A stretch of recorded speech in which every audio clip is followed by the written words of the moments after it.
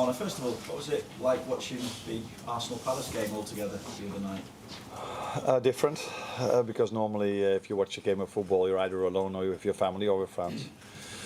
Now we watched it all together, and it was a game that had a surprise. Before the game, I was surprised that it ended in a draw. During the game, I wasn't that surprised because Palace again showed where this league is all about. Very good performance as a team, and also a few very good individual performances. So yeah, in the end, maybe not a surprising result before the game. I didn't expect it to end in a draw. It means you just need a point now to clinch the Premier League title. So how do you feel about that opportunity to do that in front of your home fans as well?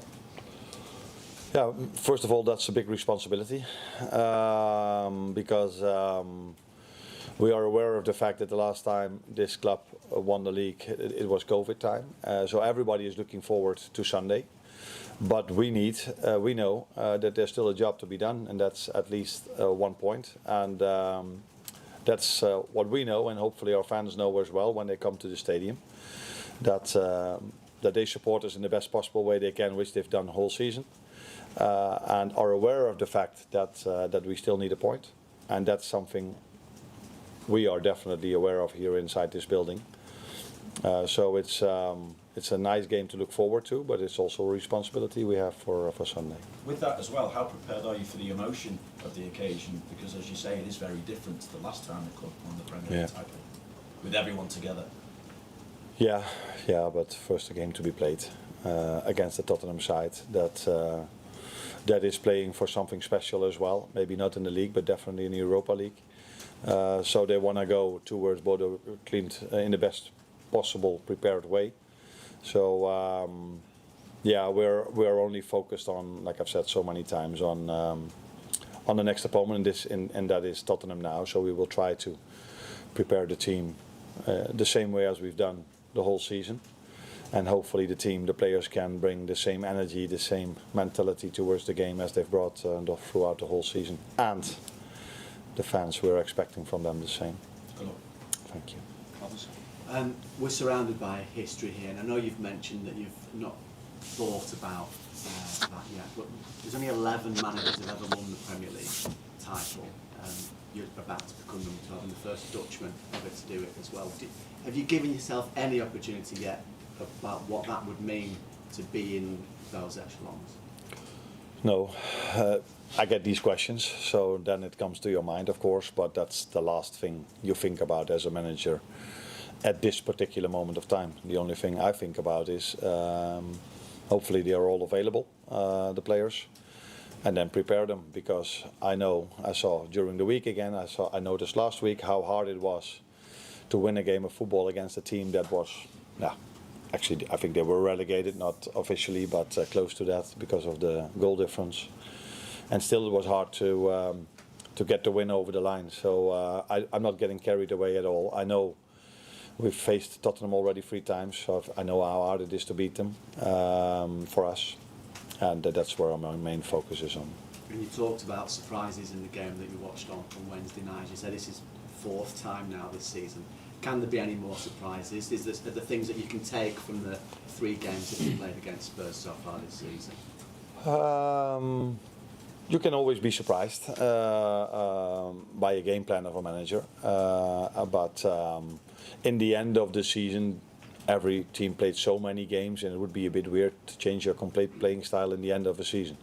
But during the season, this can happen a bit more. I think Tottenham knows the way we play, we know the way they play, but you can always adjust some details. But I think the big picture is clear for Ainge, Postecoglou, and for me as well, what we can expect. Many people are saying this is more of an achievement what you've done because you inherited this squad. I just wondered what you thought of that, and also when you came in, did you really think this was possible in your first season? Nah, I said many times, if you come in, you don't, in the first days you're here, you just, first of all, look around you, how the training ground looks like, and then you start to work with your players. Then you're trying to get your playing style across, which we already knew we wouldn't change that much, but when players come back from holidays when they've played at the national team, sometimes you need to refresh them a bit. What is expected over here. Then, if you walk through this door, if you walk in here or at Anfield, you know the expectations. You know the expectations are that this club has to win trophies, and that doesn't change when I walk through that door. So. The good thing is, I said it a few times before, that most managers work here for a long time, so you have a lot of chances to win something. But so you're aware of that, but that's not the first thing you think about when you walk through this door. Hi, Arne. What would you say to those who say the Premier League hasn't been as strong this season as in recent years? That everybody can have his own opinion. And the nice thing in life is that if you have your opinion, or in life, in the parts of the world where we live in, if you have your opinion, you can share it with everyone. And that's a very positive thing to have in a country, that everyone can have his opinion. And yeah, as long as that opinion comes from his idea and not from another reason, but you might have a different opinion. That's the nice thing about the world we are living in, that everybody can have his opinion. What's your opinion? Difficult, because I'm only here for a year, so I can only tell you what I've experienced this season, and I think it's never been as exciting for top 4, top 5 finish, because in all the years before it was quite clear which clubs would probably get the first 3 or 4 positions. It's never been as hard to end up top 4, top 5 in the Premier League. So yeah, that, in my opinion, it's a real difficult league, because that's what I've experienced over here. It's never been an easy game. It's always been very hard to win a game of football, but maybe that tells you something about us. Although we're not the only team in this league who finds it hard to win a game of football by a margin of 3 or 4 goals, and that was maybe easier 2, 3, 4, 5 years ago. So either the teams are not so good anymore, the Liverpools, the Cities and the Arsenals, or we are still very good, but the other teams have the funds to spend just as much, or in some situations even more, than Arsenal, City and Liverpool. Carl? Oh, sorry. The fans are obviously planning a big party on Sunday. I'm just wondering if you will be able to enjoy the game. I enjoy to go to Anfield every single day, but the moment the referee blows his whistle, and even before that when I do my meetings, it's of course the focus is on trying to get the point or the win over the line. Normally we're only settling for a win, and a point is not enough. So the moment you enjoy is mostly when the referee blows his whistle. These are the 3, 4 or 5 minutes that you're really happy when you walk off the pitch.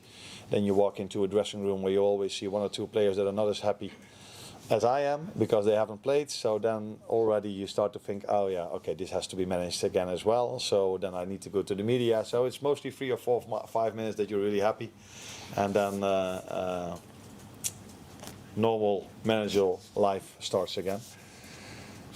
So yeah, enjoying is what you do after the referee has blown his whistle.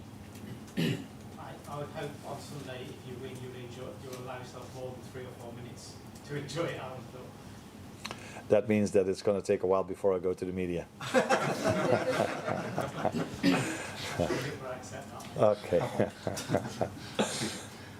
Any more for the play coach? No.